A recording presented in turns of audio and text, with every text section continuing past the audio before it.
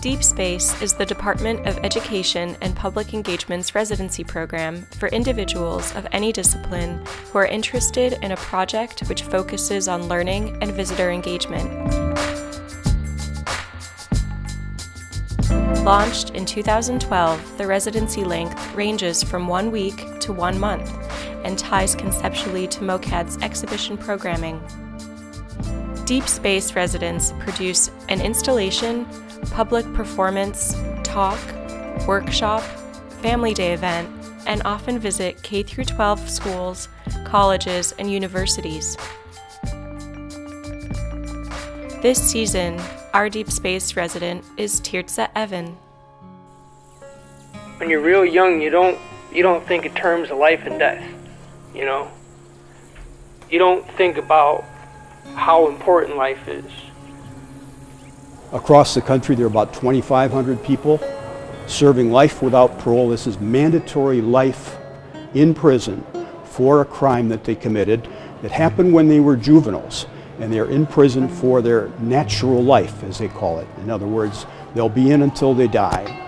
And the Supreme Court ruled in 2012 in Miller versus Alabama that juvenile life without the possibility of parole was a violation of the 8th Amendment, the Cruel and Unusual Punishment Clause. A number of the states agreed to apply it not only forward, but also retroactively. Michigan is one of the states that has not chosen to do that. My name is Ivan Martinez. I'm a collaborator with Tirtza Evan. I'm working on Natural Life. This is the Natural Life installation version. This came about a couple years ago. Tirtza started doing this documentary. She was telling me about this inmate project she was doing with juvenile prisoners, and I just immediately wanted to be a part of it. So in the installation version, we have the film, and it's on a corner with 2 custom benches to create this kind of cell-like structure. We also wanted to have this kind of walkway, this entrance into the film. So we created these mini monuments. There are these bedrolls and pillows that are casted concrete, and when you're first as an inmate, you're given 2 things. You're given a bedroll and you're given a pillow, and that's basically your only possessions. There's 5 of those sets to represent each character that's in the film. Within those pillows, there's 2 numbers, one on the bedroll, one on the pillow. The number on the bedroll is the date of birth, and the one on the pillow is the date of the offense. So it just shows the time span that they're actually out in the real world and not in prison.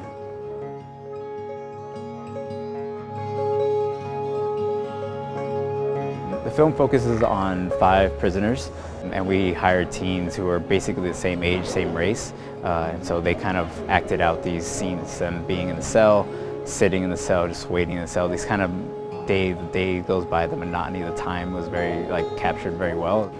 The film suggests that in contrast to all that fixed stuff that is unchanging, that there's a great deal of complexity. All the interviews in this film with family members, of the victims and with perpetrators' families, with law enforcement people, and so on and so forth, suggests the many angles. It's like a kaleidoscope of things that are at work, and the need for some type of understanding the complexity of the lives of people and how things can change is an important factor in this. I was especially touched by one scene which opens the film, actually, a woman talking about her brother. She's a horse rider, and she's talking about her brother and how angry she was with the perpetrator. And later in the film, she says we have to go beyond the fence. We have to open the gate. And she gave me the sense that she was realizing she had to let this go somehow, that she couldn't just let this dominate her whole life and make her angry forever. And she was literally burying something and smoothing it over as a sense that there is a time for looking at these things and trying to realize the complexity. All of this needs to be thought through. We do really need prison reform, and if we're going to continue to lead the world in so many things connected with human rights, this certainly must be on the agenda. This is basically a small piece in the bigger conversation and trying to get the word out there of what is happening. Whether you agree with it or not, we just want it to be a conversation because for so long it's just been, it hasn't been spoken about. So we want it to become an issue again that people are aware of.